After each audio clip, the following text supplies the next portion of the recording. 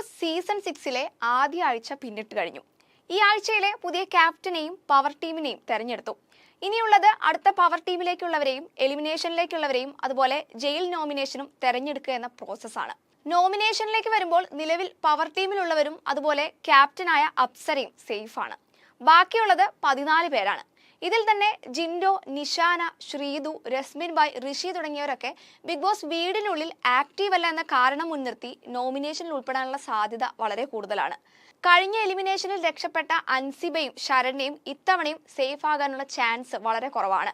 കഴിഞ്ഞ ആഴ്ചയിലെ പെർഫോമൻസ് വെച്ച് നോക്കുമ്പോൾ ഇവർ രണ്ടുപേരും ഡൗൺ ആണ്. മറ്റൊന്ന് ഗബ്രിയും ജാസ്മിനുമാണ്. ഗെയിമിലും മറ്റു കാര്യങ്ങളിലും ജാസ്മിൻ ആക്റ്റീവ് ആണെങ്കിലും ഗബ്രിയുമായുള്ള ലവ് സ്ട്രാറ്റജി തിരിച്ചടിയാകാൻ സാധ്യതയുണ്ട്. നിലവിൽ റോക്കി ഇരുവർക്കുമെതിരെയാണ് നിൽക്കുന്നത്. ബാക്കിയുള്ളവർക്കും വിഷയത്തിൽ ഒരു അതൃപ്തി ഉണ്ടെന്ന് വളരെ വ്യക്തമാണ്. ഗബ്രിയിലേക്ക് വരുമ്പോൾ ഓൾറെഡി മടിയൻ എന്ന വിശേഷണം വീടിനുള്ളിലുള്ളവർ പോലും നൽകി കഴിഞ്ഞു. പവർ ടീം അധികാരം മിസ്യൂസ് ചെയ്യുകയാണെന്നും ഒരു പണിയെടുക്കാതെ ജാസ്മിനുമായി സംസാരിച്ചിരിക്കുകയാണെന്നുള്ള സംസാരം വീടിനുള്ളിലുണ്ട്. പവർ ടീമിനെ ഡയറക്റ്റ് എവിക്ഷനിലേക്ക് നോമിനേറ്റ് ചെയ്യാനുള്ള അധികാരമുള്ള സ്ഥിതിക്ക് ഉറപ്പായും ആ ചാൻസ് റോക്കിക്കാണ്.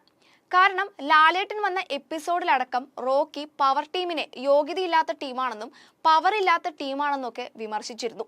ക്യാപ്റ്റനായ അർജുന്റെ ഭാഗത്തു നിന്നുണ്ടായ ഏറ്റവും വലിയ ഫോൾട്ടായും റോക്കി ചൂണ്ടിക്കാട്ടിയത് ഒന്നും നോക്കാതെയുള്ള പവർ ടീമിനെ സെലക്ട് ചെയ്യലായിരുന്നു. ആ നിലയ്ക്ക് പവർ ടീം ഉറപ്പായും റോക്കിയെ ഡയറക്റ്റ് നോമിനേറ്റ് ചെയ്തേക്കാം. നിലവിൽ സിജോ മാത്രമാണ് സേഫ് ആയിരിക്കാൻ സാധ്യത കൂടുതൽ. ഗെയിമിലായാലും ബിഗ് ബോസ് വീടിനുള്ളിലുള്ള സംഭവങ്ങളിലായാലും സിജോയുടെ സജീവ പങ്കാളിത്തമുണ്ട്. അടുത്തതായി പവർ ടീമാണ്. മത്സരാർത്ഥികൾ സ്വയം തെരഞ്ഞെടുക്കുന്ന രീതിയിലും നോമിനേഷൻ എന്ന രീതിയിലും പവർ ടീം സെലക്ഷൻ നടക്കാൻ സാധ്യത കൂടുതലാണ്. കഴിഞ്ഞ തവണ ഉണ്ടായിരുന്നത് പോലെ ടാസ്കിലൂടെ തന്നെയായിരിക്കും ഇത്തവണയും പവർ ടീം സെലക്ട് ആവുക. കഴിഞ്ഞ പവർ ടീമിനെ സെലക്ട് ചെയ്യാനുള്ള ചാലഞ്ചർ ടാസ്കിനെതിരെ പ്രേക്ഷകർ വിമർശനം ഉന്നയിച്ചിരുന്നു. പവർ ടാസ്ക് എന്ന് പറഞ്ഞ് ബിഗ് ബോസ് നൽകിയത് പവർ ഒട്ടുമില്ലാത്തൊരു ടാസ്ക് ആയിരുന്നെന്നാണ് ഭൂരിഭാഗവും പറഞ്ഞിരുന്നത്. അതുകൊണ്ട് തന്നെ ഇപ്രാവശ്യം ടാസ്ക് കടുകട്ടിയാകാനുള്ള ചാൻസും കൂടുതലാണ്. കഴിഞ്ഞ സീസണുകളിൽ ഇല്ലാത്ത വ്യത്യസ്ത കൺസെപ്റ്റ് ആണ് ഈ പവർ റൂം എന്ന് പറയുന്നത്. വീടിനുള്ളിലെ 4 റൂമുകളിലൊന്നാണ് പവർ റൂം.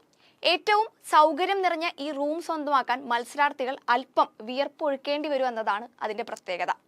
പവർ റൂമിലുള്ളവർക്ക് പ്രത്യേക പവർ ഉണ്ടായിരിക്കുമെന്നതും അതുപോലെ നോമിനേഷനിൽ നിന്നും സേഫ് ആകുമെന്നതുമാണ് ഈ കൺസെപ്റ്റിന്റെ പ്രധാന ഫീച്ചർ.